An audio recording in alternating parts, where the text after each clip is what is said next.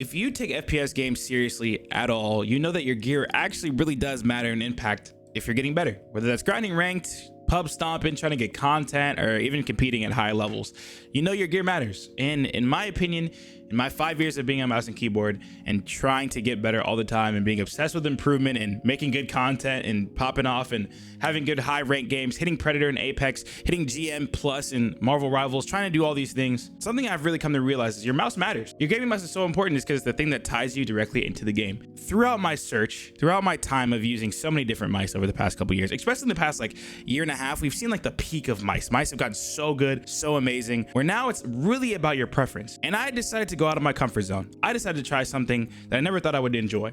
A smaller mouse. But this mouse honestly blew me away and changed my perspective about a lot of things. This is the Hitscan Hyperlight. It's a Hyperlight mouse coming directly from a brand you probably never heard of, Hitscan. This is their only mouse that they've come out with, and boy, is it a banger to start with. I'm not gonna lie, I can't wait to see what they come out with next. Just to run off the specs for the mouse itself really fast, this is a 39-gram mouse with Omron optical switches, TTC mechanical switches in the side buttons, as well as a TTC gold scroll encoder. It does have the 3395 sensor in it. We know a lot of new mice are coming out with like either the 3395 or the 3950 sensor from Pixar, which is some nerd stuff. They're both really good. That's all that matters. If you see any of those numbers, know you have a great mouse. It does go all the way up to 8,000 polling rate, but you have to buy a separate dongle in order to achieve that 8,000 polling rate. And I didn't buy that when I bought this mouse because it was kind of an experiment and I didn't want to spend the extra $25 on the extra dongle. But after this experiment, I will say if you do want to use this mouse, definitely get the 8K dongle, which I will be getting soon, hopefully. But it does come in the box with a 1000 hertz polling rate dongle, which is still great in 2025. If anyone thinks that a 1000 hertz is bad, you're tripping. And my biggest thing when it comes to a gaming mouse is 3 points: weight, build quality, and shape. I'm a proponent of shape is king.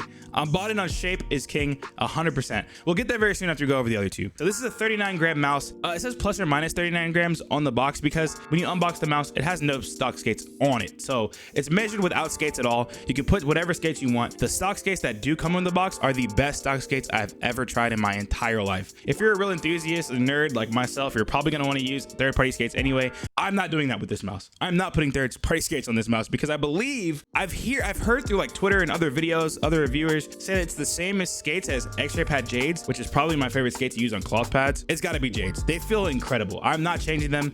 Thankfully, they give you two sets, either the 4 corners or the 2 large pads.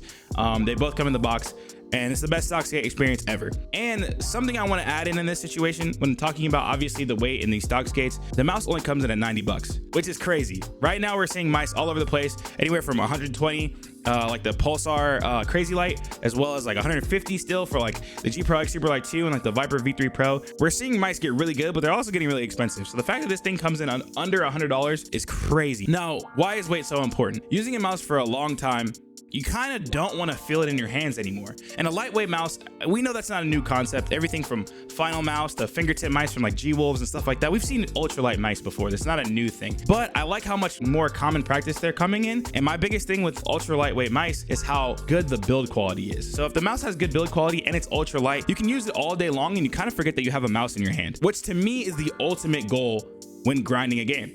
You don't want to think about the fact that you're using a mouse. You don't want to think about, oh, I'm moving my mouse from this spot to this spot to hit this shot. You just want to do those things. You want your aim to be your priority, not the thing that's in your hand. And at 39 grams, I feel like I have a feather in my hand. It's almost like it's not there. And in my time using the Hitscan Hyperlight, this thing shocked me with how sturdy it feels.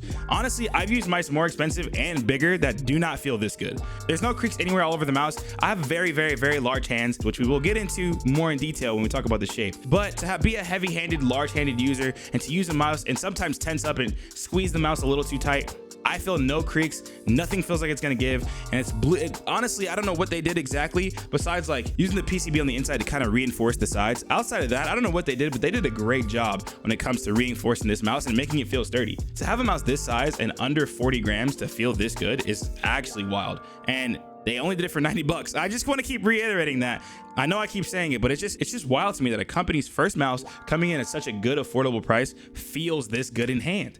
The optical switch implementation on this mouse is pretty good. I'm more of a mechanical switch enjoyer. I love like a blue shell pink dot switch or something like that, but these are actually really good. I've used a couple optical switches in the past and they have that kind of like stickiness feeling or like less like crisp, but these are probably the most crisp opticals I've used in a long time. Either between this and the Viper V3 Pro, probably my two favorite opticals that I've personally used. The coating is pretty good. It's not the best coating I've ever used, like endgame gear, XM1R or OP1 8K level of like grippiness, but it's pretty good. Something I would put along the sides of like maybe like a G Pro X, or a little bit less grippy than like the white Viper V3 Pro. Like all along, I've used definitely chalkier mice than this, rougher mice than this. It feels really, really good, especially the way that I use this mouse. So let's get into the shape. The shape of this mouse is often compared to the Viper Mini from back in the day, and I would say yes, it's very similar in kind of size and dimension, but it's more advanced to that in my opinion because the shape is better for a bunch of different grip types, specifically claw and fingertip. My problem back in the day with the Viper Mini was that the sides kind of sloped in a little bit too much,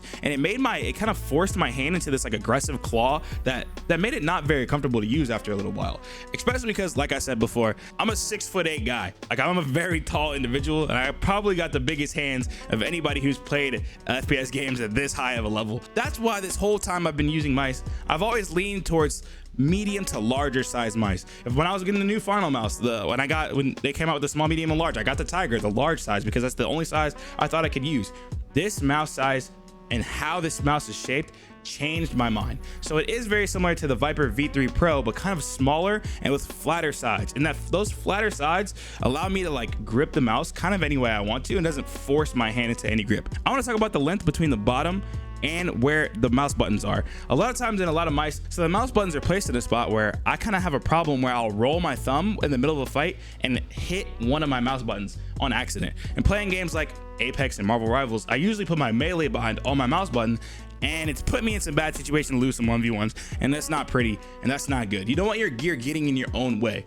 But for a smaller mouse shape like this, I don't have that problem because the sides are flatter and a little bit taller because the hump is more towards the middle.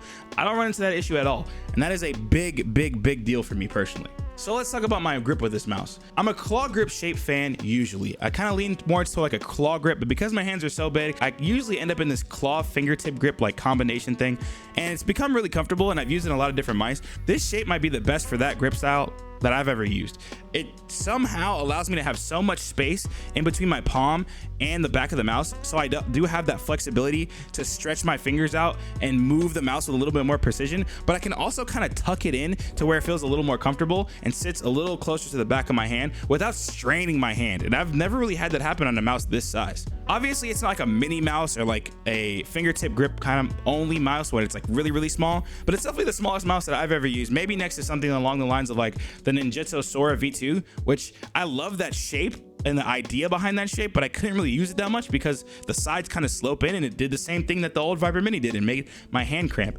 This is a situation that I did not have that happen in. I can use this mouse for 8 hours a day with no complaints and no problems.